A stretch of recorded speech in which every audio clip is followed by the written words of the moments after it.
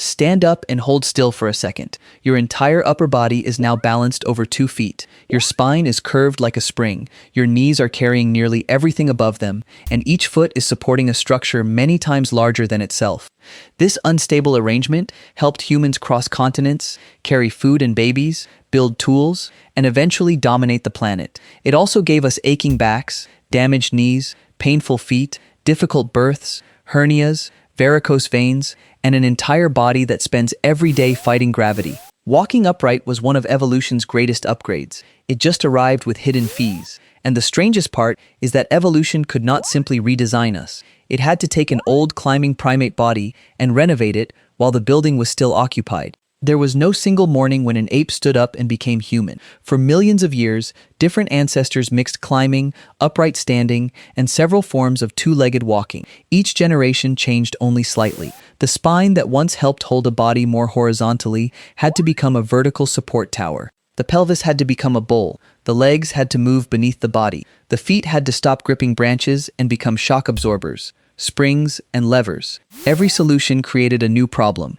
and the old climbing parts never completely disappeared. Start with the spine. Humans balance a heavy head, chest, and abdomen over 2 narrow points of contact with the ground. To keep all of that from falling forward, the lower spine developed an inward curve that positions the upper body over the hips. That curve is brilliant. It absorbs shock and lets us stand without constantly using every muscle at full strength. But it also stacks pressure through vertebrae and soft discs, while the body bends, twists, lifts, and tries to stay balanced. When muscles weaken, loads grow heavier, or discs wear down, the same curve that keeps us upright can become a source of lower back pain. Your spine is not a badly built column. It is an old bridge being used as a skyscraper, but the back is only the beginning. Every time you take a step, there is a moment when almost your entire body is supported by one leg. Human thigh bones angle inward, so the knees remain beneath the center of gravity, instead of spreading apart like an ape's. Larger joint surfaces help handle the force. That lets us walk efficiently on 2 legs, but it also concentrates decades of impact, twisting, sudden turns, and body weight into 2 complicated joints. Knees are expected to walk, run, kneel, climb, jump, and change direction without complaint. Evolution made them good enough to keep our ancestors moving. It did not promise they would stay quiet forever, and the knees only work because the feet gave up something other apes still have. Ape feet remained flexible and useful for gripping. Human feet became stiffer. The big toe moved into line with the others, and arches formed across the foot. Those arches compress under load, store energy, and spring back as the body moves forward. Each foot became a compact biological machine that cushions impact and launches the next step. That stiffness is one reason humans can push off the ground so effectively, but it also means the foot cannot simply wrap around uneven surfaces the way an ape's can. Instead, dozens of bones, joints, ligaments, and muscles must cooperate every time the ground changes beneath us.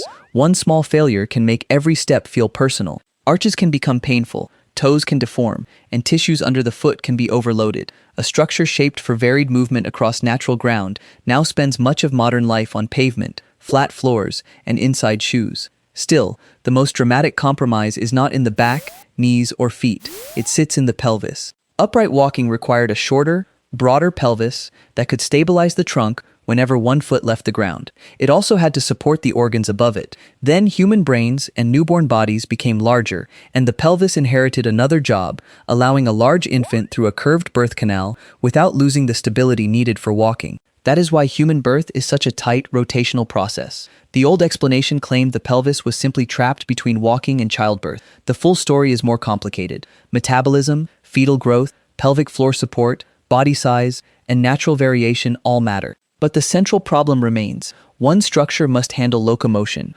organ support, pregnancy, and birth. There is no single shape that perfectly maximizes all 4. And even if every bone worked perfectly, standing upright created another enemy: gravity. In a 4-legged animal, much of the trunk is suspended more horizontally. In humans, blood must return upward from the legs. Abdominal pressure pushes downward, and the pelvic floor supports organs from below. Valves in the leg veins, abdominal muscles, connective tissues, and the pelvic floor spend a lifetime resisting that downward pull. Most of the time they succeed so well that we never notice. When they do not, the results can include varicose veins, hernias, hemorrhoids, and pelvic floor problems. Upright walking is not the sole cause of any one of these conditions. Modern age, pregnancy, weight, lifestyle, and genetics matter enormously. But standing vertically created the mechanical stage on which they can occur. So why did evolution keep such a questionable upgrade? Because evolution does not choose the most comfortable body. It favors traits that help organisms survive and reproduce in the environments they face. Walking upright freed the hands for carrying food, infants, and eventually tools. It raised the eyes above grass and made long-distance walking unusually economical. It helped our ancestors move between scattered resources and transport useful things back to the group. Those benefits arrived immediately. Many of the costs arrived slowly. A back that hurts at 40 does not erase the advantages an ancestor gained at 20. A knee that fails late in life matters less to natural selection than a body that reached adulthood, found food, protected children, and passed on its genes. Humans also developed another repair system: other humans. Injured and aging people could still contribute knowledge, food, protection, and childcare because survival was shared. Walking upright did not truly break the human body. It forced an old primate body through millions of tiny renovations until it became something powerful, efficient, vulnerable, and occasionally ridiculous. Your sore back, unstable knee, or tired feet are not proof that evolution failed. They are receipts from the upgrade that freed our hands, carried us across the world, and helped build everything those hands would eventually touch.